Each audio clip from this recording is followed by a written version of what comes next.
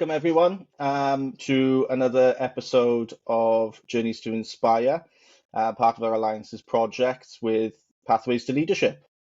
This initiative is focused on capturing the journeys of those that are on the mantle as leaders, the leadership mantle, if you like. My name is Lee Thomas. I'm the founder of the Alliances and Regional Director for South Africa. And today I'm joined by and with Nikki, who's part of our UK Alliances community, nurtured by James Smith. Nikki, please introduce yourself personally, professionally, just so the listeners who are not aware of you will be. Thank you. Well, lovely to be here, Lee. Who am I? Such a simple question, many layers. So I'll start with my personal side. I'm Nicola Lishak. I'm the youngest of three sisters. I come from a very strong sister tribe. Daughter, granddaughter, cousin, niece, very much a family person. Partner of a wonderful man named Josh. Netball wing attack on a Wednesday night. Lover of dogs, animals, and nature. And I'm also Royal Mail's Director of Privacy and Data Protection Officer. Nikki, how have you got to this point professionally? Professionally, it's such a good question. And if you ask my dad, he'll say I fell backwards into it. And it's kind of it's been a bit of a whirlwind and a kind of positive coincidence, really. So I've always been very driven. And when I graduated from Manchester with a geography degree, I really had no idea what I was going to do, right? Unless you're going into one of those vocations where you've got a really clear path laid out. Yeah.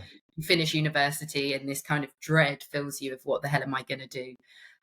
So I took a job locally, which was, my mum kind of helped me out, and it was in an insurance firm. Small insurance brokers, and I was working there in the summer, and then they kind of said to me, are you happy to stay on? We'll train you up.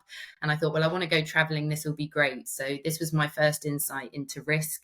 And my role was kind of supporting small and medium enterprises and also dealing with the claims management side. So what happens when things go wrong? And actually, when I started in insurance and they were training me up, and I was like, so this is an entire industry built on fear. We used to do home insurance and people pay just out of the fear that tomorrow everything they own, everything will be burned to a crisp. So really interesting insight into risk. And then that little gig allowed me to go traveling. So I used it as a bit of a gap year, went traveling with a girlfriend around the world, which was amazing. And when I came back, I started Deloitte's graduate program to be a security and risk consultant. So that was a really fantastic couple of years. They trained me up. I worked in security, corporate security, business continuity, and also in IT controls testing. So it was a really good insight to start understanding how all different organizations tackle the same problems, but in slightly different ways, and learn different business models. And then when I was at Deloitte, in their security team, I had a mentor who had started in my current company and said, come over here, come in-house, come and really make, see the effect of change. And the opportunity really grabbed me. I thought with my Deloitte hat on, this new gig would be 2 to 3 years. I'll come in, I'll make some changes and I'll move on. But 7 years later, something has stuck. So I've been here, and I think the main thing is that I've just been presented with opportunities that have allowed me to grow, to learn something else, to flex and try new skills. And so 7 years on, and I'm still very happily at Royal Mail. Amazing. I think one thing I want to pick on there, and I don't know if you've had a chance to sort of listen to Jared's podcast, which is published at the moment, and we've got Warren and Jabu, all three are budding CISOs eventually, right? They see that CISO as the 10 pins at the end of the bowling alley, as Jared relates to it in his podcast. But the consultancy and advisory exposure that you get is very vast and very wide, and I'm finding and understanding that variety of exposure helps you sort of find your niche and find your passion within the industry, if you can call it that, else it's a job, right? But it does sort of help having that, I suppose, exposure to areas that you don't know, and finding comfort in that. I don't know if you'd agree. Absolutely. It's one of these things that, I think I touched on the point. You learn different business models, you learn different cultures. The way that the kind of consultant gig is managed as well, is that you don't really necessarily have a line manager. So you have Yeah. all of these different program leads, and you learn, leadership styles that you really like and you want to play forward, and you learn the things you don't like as well, Mm. right? So it makes you, from a kind of professional development point, so much variety is fantastic. But I don't think you only get that variety in a consulting house, because, what I always say to my team whenever they start is, think of the business. When you work in a cybersecurity or a data protection role, yes, you're Mm. specialist, but you're Mm. advising your organization, right? And if you think about your HR function, that's a recruitment firm. Think about the property team, that's a property company. Our in-house lawyers operate like a law firm, So you start to really, when you put our topics, when you put data protection into context and you're really kind of advising your Mm. business stakeholders, that's a similar game. I see the variety in that is similar to consulting as well. Yeah, always sort of servicing the organization. I think that's one thing that IT specifically has sort of helped me a little bit, and I'm moonlighting a little bit for my local authority. I Right. helped out with COVID as the intelligence officer for Welsh Government, which Mm. is finally coming to an end. Fortunately, we get to live with it, with lesser risks, but I don't know if they've all gone. Um, but um, but no, it's interesting, in the 11 years that I've worked with CIOs and CISOs in how a good CIO, if you like, services the organization and services every department of the Mm. organization, and goes in and understands the problems and the business challenges within that individual organization, whether it be sales, marketing, HR, or finance, whatever the case may be, right? It's about servicing the organization. I want to touch on something that might not be relevant. Certifications, right? Mhm. The industry, cybersecurity specifically, right, um, is sort of being steered by training organizations a little bit, and there's a lot of certifications out there that sort of prove competence, or doing the certifications gains competence. I don't know, right? It's a debate in itself. But is there anything that you've had exposure to outside of your geography degree when Mm. it comes to data privacy? That's a nice little transferring of skills, I must say. Is there anything certification wise that you've exposed yourself to that you've found quite beneficial that you would possibly point people in the direction of? So for me, I think there were probably a few courses when I first joined as an information security risk analyst. I kind Yeah. of did the smaller courses just to get the foundations, CISMP, so information security management principles. And then it kind of, I think anyone who is in the kind of governance role, whether it's Hmm. data protection or in cyber, doing courses like ISO 27001, because you really get an understanding of what a good management system looks like, how to, have an auditable, evidenced, control framework. So for me, that was my path. I kind of stayed on the risk and compliance side, and whilst just doing a course doesn't build confidence, it Hmm. does give you the tools and the frameworks to then go and apply it in an organization. And I think once you've learned the knowledge, once you've then applied it, that's the kind of competence that I look for on CVs. Hmm. It's wonderful to have all the nice shiny certificates and things like that, but then what I will always ask is, what did you learn and how did you apply this? Because that's where the experience comes from, right? Hmm. um Other qualifications, when my kind of journey took me more into the data privacy role, I find some of the courses provided by IAP really good. Okay. So that's kind of CIPPE, which is the certification of information privacy practitioners. Hmm. And also they have privacy program management one, which I've also done. So just the program management one was really good because it's all about aligning the business strategy, the business goals, and your data protection strategy in one, and then really being able to show the value of what you do to your organization, right? And being able to, it's such a simple thing to align the language and to align shared Mm. objectives. I think that's where you get the sweet spot. So that's probably from the technical side. But then what I've also been doing is I've been on my leadership journey. So I've just completed, results pending, but I've just completed an MBA through an Oh, apprenticeship fab. scheme. Nice. So my company have sponsored me in that, and that's in an executive leadership MBA. Nice. And coming from a risk and compliance background, it's actually opened my eyes in different ways, right? Because I've now learned, all the areas of leadership, from finance, people, strategy, international business, and marketing. And that's been a real eye opener, and hopefully makes me a little bit more of a commercially astute DPO, to be able to advise the business in a really pragmatic way. Yeah, no, that's fab. I think, congrats. I hope, obviously, pending the results, it comes through Thank as you. expected. But I think the one area that I think a lot of people still struggle with is transferring those skills and translating those skills into action and applying yourself to the problem statement of the organizations, touching on, the servicing Yeah. of the organization, regardless of what department you're in. That's what you're doing. So Mm. yeah, no, that's fab. Thank you for that. So you're a success story, whether you like that or not. Everyone laughs when I say that.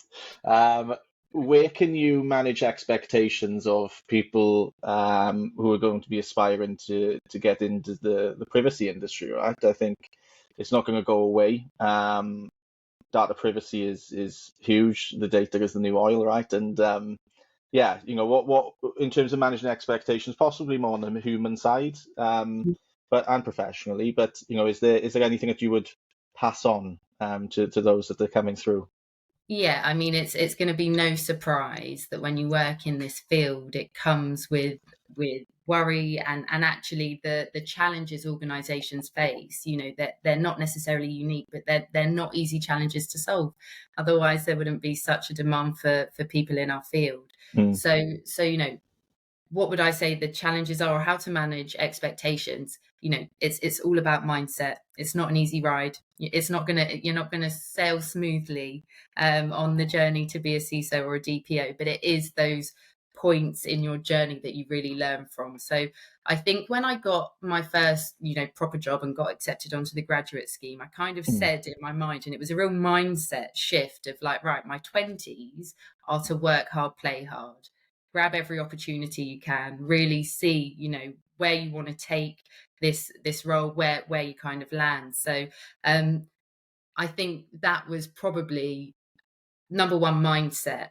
But then also being a woman in security, mhm, which is where I started. I am data protection, which seems to be a little bit more filled with female leaders, but a woman in security does face challenges. It's just a reality of the fact. I think there's a lot of examples that I can think of, especially early in my career, working as a security consultant. With many of my peers and my colleagues were ex-military, ex-police. mm, I'd mm, have, the kind of head tilt from a client, like, you're a young woman, what do you know about security? And you really need to be able to, I think we've got really amazing opportunity to say, it's not just about being the ex-copper, it's not just about being the techie. Actually, there's a real role for people to empathize, understand business challenges, really try and find pragmatic solutions, think mm, laterally, like have a different skill set. And just because you might not have the experience or the technical background doesn't mean a security or data protection role isn't for you. mm. There's so many skill sets our industry needs. Yeah, no, that's fab. I think the struggle I think a lot of people are having with it is the longevity Yeah. of the journey, and sustaining that appetite, if you like, Yeah. to engage in the challenges and go through that. Because I think generationally there's obviously, because of social media and because of devices and things like Mhm. that, there's that feedback immediately on things, and you kind of want to progress quite quickly. But I don't think this industry allows for that so much. I think it kind of, you need to have the exposure and the experience in it to have that title. I think the title is more of a sort of an end goal, but the impact along the way is the best part of it, I think, and the exposure possibly. You may disagree with me. Feel free to. Yeah, well, no, I don't disagree, Lee, if I'm allowed to say that, but I guess it hasn't been my experience, right? Yeah. Because actually I have been able to progress and take on new challenges and grab things with two arms. And I think there's probably two reasons for that. number one, having a sponsor in your organization that sees your potential and wants to help you create Mm. those opportunities, but you've got to be hungry for it. Closed mouths don't get fed. Hmm. You've got to find those opportunities. You've got to put your hat in the ring. You've got to present your business case. I remember, my first kind of move from analyst to manager was my predecessor left, and I went to my boss and I said, "Don't hire a replacement. Give me 6 months. Let me show you. Let me show you that I can do it."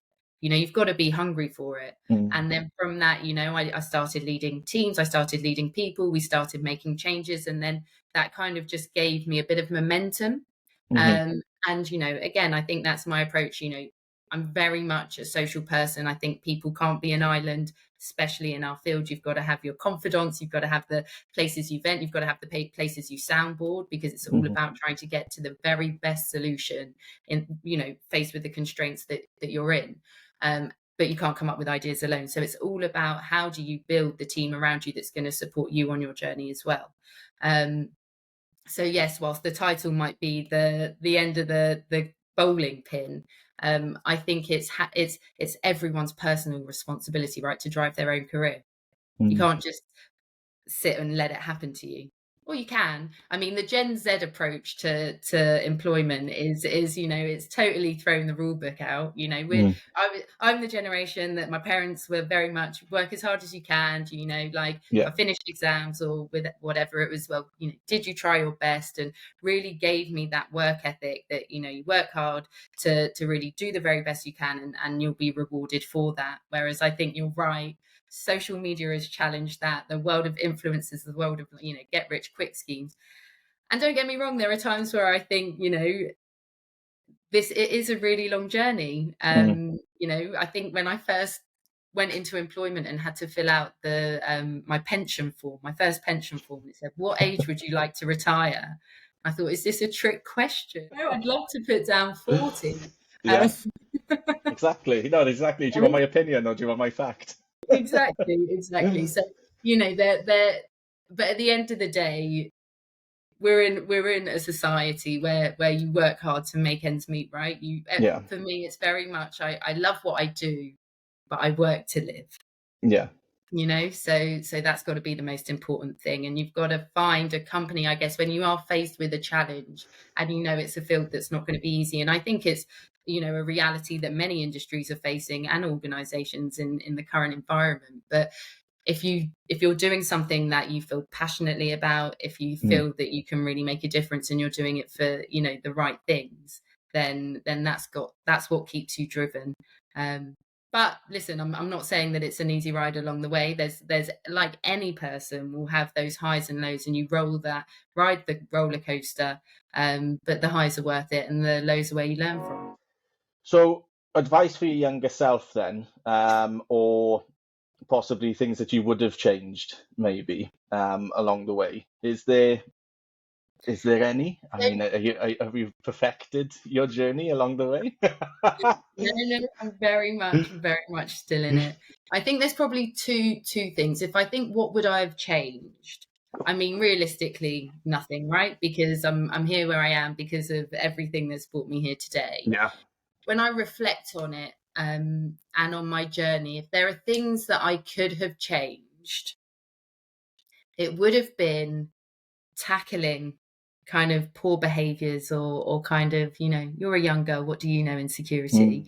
Mm. Tackling those kind of comments in the bud. I think I'm a people pleaser at the time. You just swallow it. Yes, thank you very much. And, you carry on. But actually, had I had the confidence at the time to really say, well, actually, these are my credentials. I'm here as much as anyone else is entitled to be here. And this is what I'm suggesting we do. And just trying to nip those kind of things in the bud. But then I guess, in terms of what advice I'd give to my younger self, there's also the other side of the coin, which is, don't sweat the small stuff. I Mm. think it's really hard. Again, a bit of with a perfectionist hat on, and you want everything to be the very best possible thing, and sometimes you just don't have the luxury to do things to the nth degree and in the way that you want. And so trying to not get so worked up over the little things, be able to take that reset, step back, what's going on? What do I need to worry about? Is this going to change? And actually just kind of, I think for me, the biggest thing for my younger self is, hold that mindset. Mm. What you're doing is really important. You're doing the very best that you can with the tools that you have available, with the facts that are presented to you. And just to really kind of keep that inner critic, or keep that inner narrative and that mindset piece just steady, Mm. balance. Mm. Yeah, no, you're right. I think I'm guilty of that myself, right? I've been overly passionate about certain things, right, and picked the wrong hill to die on on a few Yeah. occasions in my career, right? And I think, it's great to be passionate. I think when you've got a passion for something, you can't train that or build that into someone, No. right? This it's a trait that's really valuable. But no, I think you're right, and the change in the narrative side of things as well, and on your first initial comments, is important. Imposter syndrome. Um, this is something that I felt. I think James will agree as well, as we build and continue to grow the alliances, communities, etc. We're always the imposter because we don't have the exposure, but um, we, we try to push ourselves outside the comfort zone, and try to not talk shop, but try to make sure that what we're focusing on is justified. But in your journey, Nikki, how have you found? Well, have you felt like an imposter in certain environments, and how have you found comfort in that discomfort to sort of push on, if that's the right way to put it? Yeah, no, I think it's a really important question. And I think, even you sharing your experience and how you and James kind of try and push yourselves out of that comfort area into the growth area. There's Mm, the kind of, you will only grow if you stretch yourself, and that means getting out of your comfort zone. It means being okay, being uncomfortable. So I think everyone will have that sense of imposter syndrome at any time. And I think, realistically, it's when I took on my most recent post.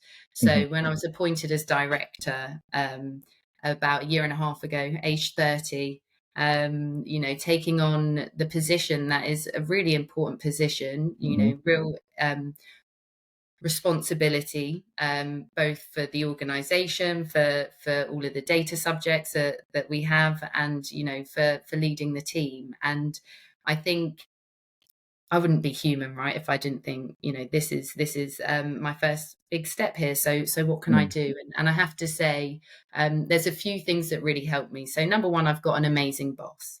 mhm, And I think he's extremely supportive. And what was really important to me was that, it wasn't just, well, we're going to give the job to Nikki. There was a full external recruitment campaign. I was up against some really high caliber candidates across big, well-known organizations. mm, And when it came down to it, what I lacked in years of experience and the kind of knocks under my belt, I made up with passion and purpose. I'm so passionate about what I do, the team that I work with, the journey that we're on. And so I really, when I took on the post and I was offered the job, I had mm, to have a bit of a conversation with myself. I'm not going to know all the answers. I mm, can't just pick up the example of, well, 5 years ago in my other organization, I did this. mhm, This, for anyone taking on a new job, realistically, they're going to be thinking that they feel like an imposter because they just haven't done it before. So it's really just coming back to, grounding yourself, that mindset piece about, you've been hired because you're the best candidate to fill the job, right? You've proven that point. And you can only do what you can do with the kind of facts of what you're facing. So, mm, making the very best decisions based on the best information you can get. If something isn't a definite yes, then there's a need to keep going back. Don't be impulsive. Those kind of things, and really just take a step back to go, what kind of leader do I want to be? mm, And I said to my team on the first day, I'm not going to have all the answers, but I am going to give you my full commitment that we're going to find the very best answers when we come across the different challenges we're going to face. We don't even know, even in the last 18 months, I can think of so many changes and mhm, challenges that we weren't even planning for in kind of 2018 or what have you. But now we're 5 years later down the line from GDPR, and there's so much has changed, mm, and it's continuing to evolve, and it will continue to evolve even more at pace. There's so many data laws, mm, not just in Europe, around the world. We're seeing more data laws, we're seeing more data regulations. Even in the UK, we're seeing piecemeal data regs from different regulators, and you're just having to navigate that. So no one can go in and go, right, this is the chart I path, and this is what I've done, and it's a rinse and repeat, because every role in today's world, you have to be learning. You have to be mm. learning fast, and failing fast as well, because I think that's the most important thing. So yeah, when it comes to imposter syndrome, I think it's just having those few things that really ground you. Just tune down that inner critic, because you're there because you are the very best person to, that is there to be doing that job, and you're doing a great job. And that's, as long as you turn up every day with the right mindset, you're going to do great things. And now I think, gosh, a year and a half down the line, well, I can hang my hat on that. I can hang my hat on Yeah. that, and it only comes with experience and time, I guess. But I imagine everyone who's taking on that new step up in an organization faces the same fears. The careers that I've really seen flourish and develop are those that have that mindset. And it is mindset at the end of the day, is to be able to lead and embrace all the elements of leading, and not just the subject matter, but everything around it, the human element to it, the organization, the culture, the behavior within the organization, right? Do you know what? One of the things that was a real turning point Mm, in my leadership journey, because, the reason I think I got to where I was in the time that I did was, I'm a self-starter. I'm very driven. I'm self-competitive. I want to do, I'm known for getting stuff done, right? Not mm, just at work, even in the family. As if something needs to happen, you ask a busy person. I'm tech support. I sort stuff out. yeah. And I think when I, went for this job, I just had this realization of what got me here won't get me there. Mm, Right. And just another bit of I was very much in the technical delivery space. And what I really recognized I needed to work on, and actually it's become one of the things I'm most passionate about, is the leadership skills. It's the mm, people, it's the motivation, coaching, how to get the very best out of your people, how to let their wings fly. I've had the time to get to where I am. It's now about really empowering the people around me. And that's been the best thing. So that tagline was really a mantra for me. What got me here won't get me there. And that just helped me think about different ways I want to operate, different ways that I need to, or development areas that I want to strengthen, and just open up my eyes to a whole different field, really, which is, I think, in leadership. yeah, no, it's spot on. It's knowing your weaknesses and being able to develop them, right? And to another thing that you said there, which I think is critical, right, is as a leader, you replace yourself. Yeah. You can't grow unless you're competing with someone. You replace yourself and you move on to the next thing, right? Until we find our happy place. I don't know, but wherever the end is, right? The next generation. Um, how are you personally paying it forward, right? I think everyone, well, it's 24 hours in a day, right? And there's mountains to climb in any organization, and any workload balance is tough, but and then you've got life as well. But in terms of paying it forward, are there areas where you're investing your time, or consciously investing your efforts to develop, um, or mentor, impact the next generation? Yeah, so I'm really big on personal and professional development, and it's something that we really champion in the team. Mm, Um, Really proud that last year we were able to participate in the very first data protection and information governance apprenticeship. So the amazing. UK brought out this new apprenticeship, and we brought in two privacy apprentices.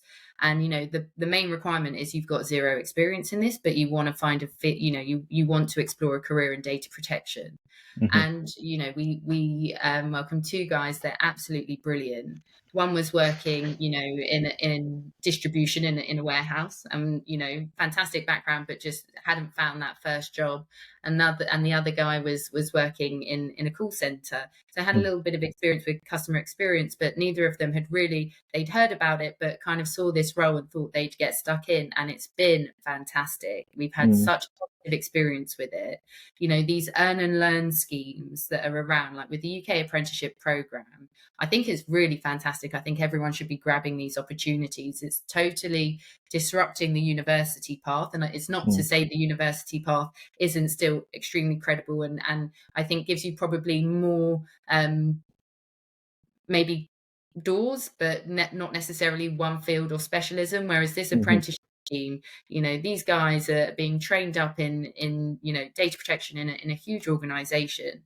But not only that, they're core members of the team. They bring new ideas as well. You know, every quarter we get together as the full team, face-to-face strategy session, kind of share updates. We always have a slot for the apprentices to share their updates, you know, really help them, you know, strengthen their presentation skills. And did one on Chat GPT a couple of months back, and you know, one started it with, you know, tell me a joke, you know, what prompt they put in, tell me a joke about data protection, you know, no on the short, you know, showing how it all works.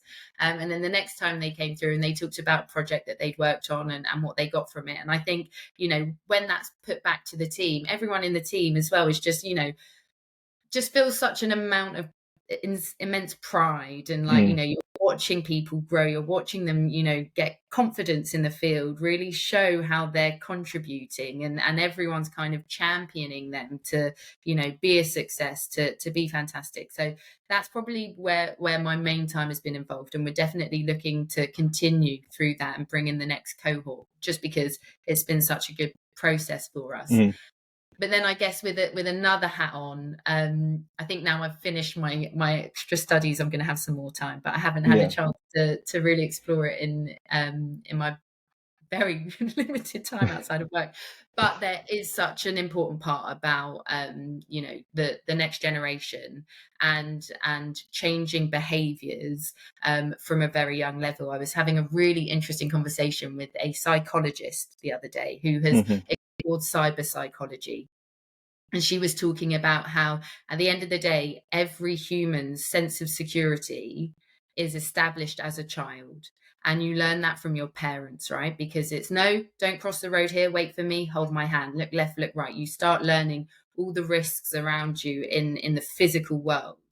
And actually, what I currently see is a gap in online safety and security. Because, I Absolutely. mean, as we get older, right, you start getting a little bit more technophobic, right? There's definitely a turning point. I know that there are apps that I won't download because I don't want to be going into that TikTok hole, but I know that every younger person, that's where it's at, right? Yeah. And we become a bit technophobic, so we're not equipping parents to be able to have those conversations with children about online safety. And there's I think an opportunity to really get into schools, be talking to them about digital footprints, be really building that sense of security, and you know, risk management from a young age, because it's natural for them. We just need to explain how it works online. And I think there's a thing about upskilling parents so that they feel that they can, you know, confident enough to have an informed conversation about it. It's interesting you say that. So my son is a digital leader in his junior school. He's only 8. So Amazing. he leads the Lego robotics section, Right. right? Awesome. But there was an open day for parents to go in, and there was about 5 parents that turned up for this really poor turnout, right? But one of the areas was age restrictions on apps. Yeah. I didn't have a clue. I did not have a clue. Right. And even that, do you know what I mean? And it's understanding why there's an age restriction on there, right? And understanding the I suppose translating the technology into the human risk. Yeah. What can you share? What information should you share? What information shouldn't you share, right? And Yeah. it's really important, you know. So there's appetite for it, but you're right. You know, I think the attrition on that session, as an example, in the small school in South Wales here, not many parents turned up because they couldn't Yeah. have affinity to the subject. You know, that's And always what it comes down to. what I think is really interesting is I look across the kind of, you know, my friends and family, or the generation of parents now, right? And there's this term of sharenting, right? Yeah. Where they share everything. Look, they just burped, they just did this, first thing first, that lovely, and it's really nice because social media allows you to connect with people, but there is a real spectrum from the sharenting through to the don't post photos of my kids online, right? Because there is Mm, a community of parents that are taking it really seriously. And even in my family, we've got, social media rules of kids on social media. You can send it on WhatsApp, you can't do this, because the parents have turned around and said, I want them to be able to make their own decision about their own digital footprints, and they can do mm, that when they're 12, 13, or whatever age seems okay for them. mm, And I think that's a really important message, actually. I think it is, as I go back to the point, it's lovely to connect with friends, with family on social media and share the journey of your children, but at the same time, you're building up this digital footprint. And mm. whilst that is that might be all right as a parent, but just think about how that might impact them when they're older, Yeah. their No, I entire agree. life. um you know Eventually kids do have control. I don't know if you've ever seen that Black Mirror episode. It I really hit me hard when there was like, in the future, and they were like, oh yeah, all of our ancestors up in the cloud, because we just all upload photos left, right and center, and you just start losing control of it unless you really think about it and think about how you manage these things in your personal life. No, no, I agree. I agree. Again, it's nurturing that behavior from a young age, right? Yeah. Because the digital world is now, and the future is pretty scary. So it's enabling parents to understand what that potentially may look like for their children. Yeah. It's spot on. Thank yous, right? I think it's really important outside of all the awards and recognition and top hundreds and top 50s, which typically generates revenue and sponsorship. That's why they exist, aside from the gratitude, but personal opinion. But is there any platforms, any individuals, any family members? You mentioned a few along the way this conversation, right? But specifically in this section, that you can pass this little section of the video on just to say thanks. That if you want to show your gratitude for helping you get to where you are, right? I think it's important. Yeah. Well, firstly, let me thank CISO Alliances for having me today. I think the Oh, community you and James have built is brilliant, and I really enjoy the conversation with peers and colleagues on that.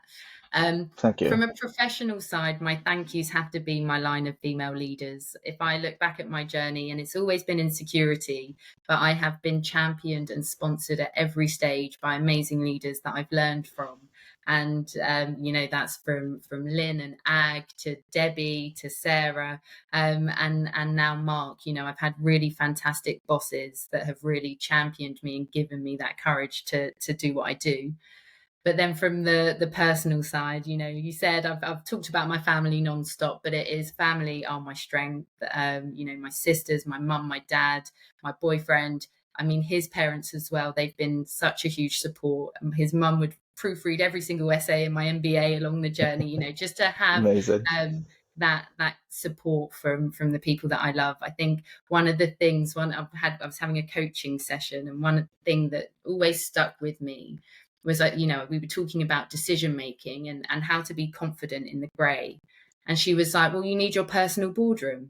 Every CEO has a boardroom of a table filled with experts that can advise on different topics. And you've just got to think about your personal boardroom and seek counsel from the right people. And I've just got the most amazing group of people around my table, and I'm really grateful for everything they do for me.